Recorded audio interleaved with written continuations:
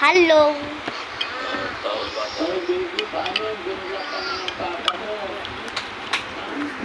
So, ang gagawin natin? Tawa lang.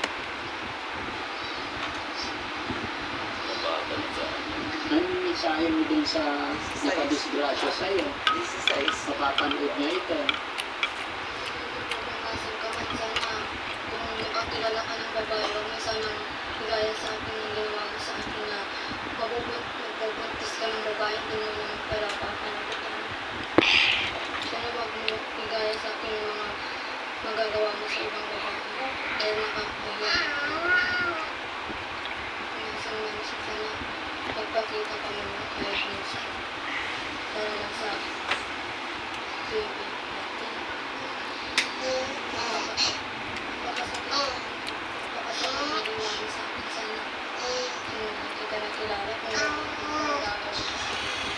Matanda kahilig magpatay ilaw.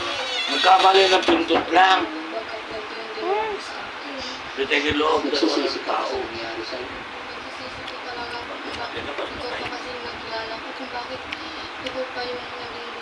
Sana hindi na lang ikaw. Ano sabi ng mga magulang mo nung nalaman nilang ganyan nangyari sa'yo? Nagalit po sila sa akin. Pero po yung galit nila sa akin at dahil sa'yo. Ba't mo ginawa sa akin? Madaming pong pangarap ng mga magulang para sa akin. Bakit mo ginawa ito?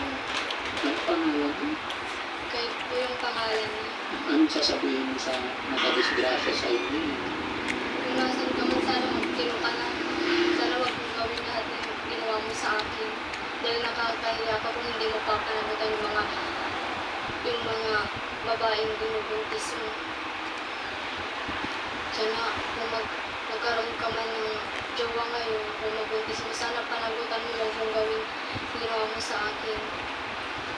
Sana naman na kasi magpakita ka mo sa akin. Kahit minsan na para lang sa anak natin, kung masabi mo kung bakit mo ako ginaganto, kung bakit hindi ka man lang nag-reply sa akin, kung bakit.